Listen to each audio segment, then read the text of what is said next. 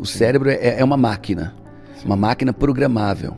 Quando as pessoas aprenderem a programar as suas mentes, como se programa um computador, e é muito similar, é muito louco, mas é similar, né?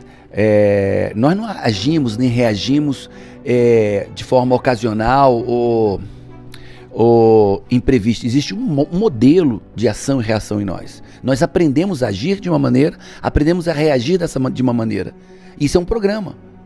Pessoas aprenderam a ser pobres, pessoas aprenderam a ser ricas, pessoas aprenderam a ser felizes, pessoas aprenderam a ser infelizes. É um aprendizado. E se é um aprendizado, né, eu posso aprender e posso reaprender. Tem métrica para isso, tem técnica para isso. Ninguém é obrigado a continuar sendo a mesma pessoa que sempre foi.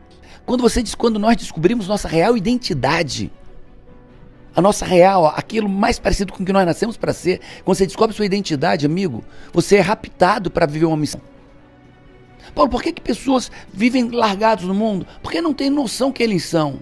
Estão se drogando, estão bebendo, estão dormindo até tarde, estão presos em séries, presos numa vida sem sentido, porque eles não sabem quem eles são. Porque no dia que ele descobrir sua real identidade, compor sua identidade, ele é catapultado, é sequestrado para viver um propósito. Você fala uma frase que é assim, né? O outro... Como é que você fala? O outro só tolera o que você permite? Como é que é? Cada um só vive aquilo que tolera. Cada um só vive aquilo que tolera. E aquilo que eu tolero que é ruim são meus vícios emocionais. São minhas debilidades emocionais. Deus tem algo pra mim, essa não é a minha vida, essa merda aqui não é a minha vida. E eu me agarrei nisso. E dali, cara, eu entendi que eu era meu sabotador. Eu buscava sempre culpar alguém, eu tenho que culpar alguém, tenho que culpar alguém. Alguém, sempre tinha um vilão na minha vida. Eu nunca errava, os outros erravam. Sim. Se eu tava com problema financeiro, eram os outros. Se eu tava com problema conjugal, eram os outros. Se eu tava com problema profissional, tudo eram os outros. E aí eu disse, cara, então tá fácil. Se eu sou o problema, é só me resolver. É só ajeitar quem eu sou, só ajeitar minhas demandas. Eu tenho que mudar, o problema tá em mim. Então, se tá em mim, tá fácil. Se tá em mim, tá fácil. E aí, eu passei, quase enlouqueci. Aí ele foi em abril até novembro. Eu sabia que eu era o problema, eu sabia que eu tinha que mudar, eu sabia que Deus tinha algo pra mim, mas eu não sabia o que eu tinha que fazer para mudar, não tinha ferramentas. E aí foi a minha busca atrás de ferramentas. E até que eu comecei a entender sobre inteligência emocional e sobre coaching. Quando nem existia coaching, né?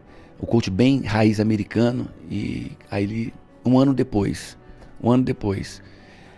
eu já tinha, a Camila era minha noiva, eu tinha um apartamento quitado, carro, 2 carros, 12 meses de morar com a avó e não ter o que comer. Eu tinha um apartamento quitado, 2 carros, um carro de rally. Eu tinha outra vida. Quando eu entendi que eu era o meu problema, quando eu parei de culpar os outros, quando eu parei de reclamar da vida, quando eu parei de achar culpados e criticar e reclamar e me vitimizar, amigo, a mudança foi poderosa e imediata. E até hoje eu estou nessa busca de arrumar aqui dentro. Ah, que legal isso. Até hoje eu estou nessa busca que eu preciso melhorar em mim.